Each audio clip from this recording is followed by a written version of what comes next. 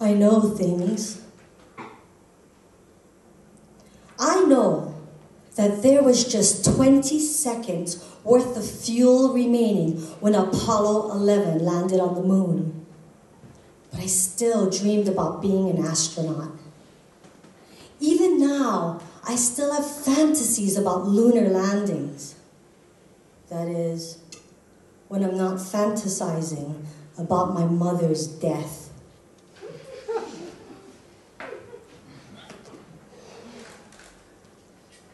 I know things.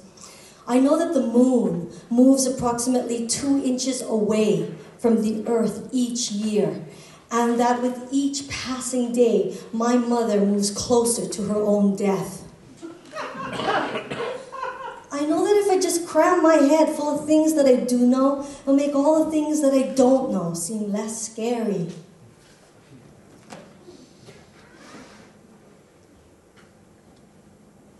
Single, you like seat for only one. She gestures with a single chopstick and hands me the Lonely Hearts column of the newspaper. I call her Irene.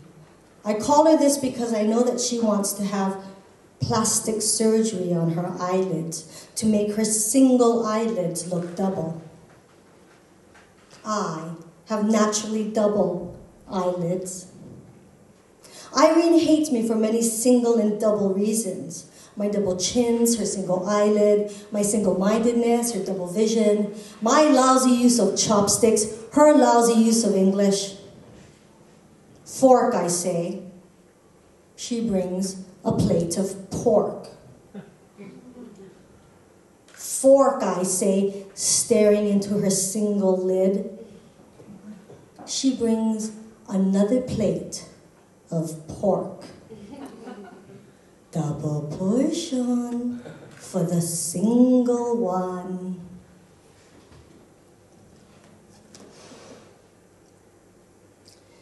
The female pigeon cannot lay eggs if she is alone.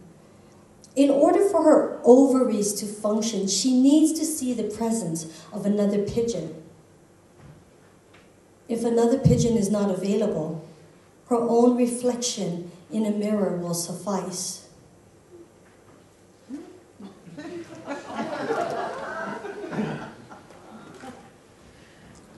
I know things. I know that one lunar day is equivalent to one Earth month. Every year I spend one lunar day with my mom. On my last lunar day with her, I helped her make the bed. She marvels at how fast we can make it together. It's easy, yeah, I say. But what I really mean is, it's easy because you are here, and when you die, it will be hard. There is a species of sponge, the red sponge, that can be pushed through a cheesecloth and be broken into a million pieces. But the animal does not die.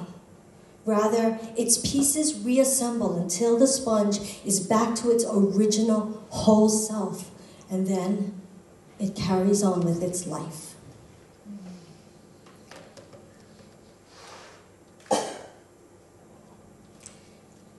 Yua. Yua is the term that the Yupik people of Alaska use to describe the spirit that animates everything, both animate and inanimate. A rock, for instance, contains the same Yua as a spruce tree or a human being, and therefore merits the same measure of compassion. If a Yupik sees a chunk of wood lying on a frozen riverbed, she may place it into a new position, exposing its previously hidden side to feel the warmth of the sun. In this way, she would bestow a blessing upon the wood's Yua.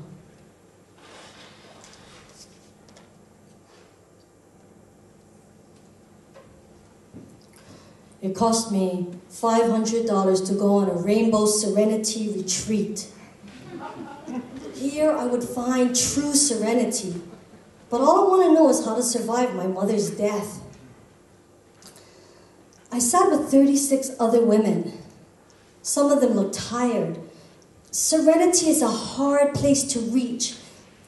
It's just above one's grasp, like the peanut butter on the top shelf. Each time you jump up to grab it, you push it further and further away. On the first day, we were given a balloon. We were told to blow into the balloon until it popped. We were told that if we could complete this ritual, we would be free from our anxieties in the unknown. I sat next to Amy. Amy was attached to a can of oxygen and to her daughter, Bethy. Bethy wanted everyone to know just how much Amy's serenity was worth. $500? $500 to blow up a balloon? I know that my daughter Bethy loves me. Amy blinked. I blinked. Women blink twice as much as men. It's my lungs, she continued. I have lung cancer. Lungs, my mind raced. I know things. I know that the left lung is slightly smaller than the right lung to make room for the heart. Amy's eyes began to well up with tears. Lungs are the only organ in the body that can float. Amy needed a tissue. Tissue. The tissues in the lungs are only 10%. 90% is filled with air. Amy broke into a million pieces, just like the red sponge through the cheesecloth. I wanted to put my arms around it to contain her pieces, but it felt too personal, so I reached out and grabbed her hand. It was too long before I realized that it was a wooden hand. Not a firm handshake, but a hand made out of wood. Amy cried harder as I grasped her wooden hand. What do? Do I let go of this hand and grab the other hand? Do I stroke it, or would you think I was nuts? I didn't know what to do. I don't know. I began to cry. We cried together. We pushed our crying in front of us like two trolleys at Sainsbury's. Inside our separate trolleys, we could see each other's dreams past their sell-by date. The checkout counter lay dead ahead with a vast unknown still to encounter. When will it happen?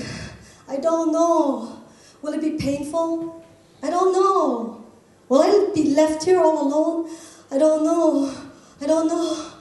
Just breathe. Okay, I do know. I know that rain contains vitamin B12. I know that a mosquito has 36 teeth. And I know that in every continent in the world, there is a city called Rome. Amy placed her wooden hand upon my heart. I could feel its yuwa. And suddenly, my heart is placed into a new position where its previously hidden side can feel the warmth of the sun.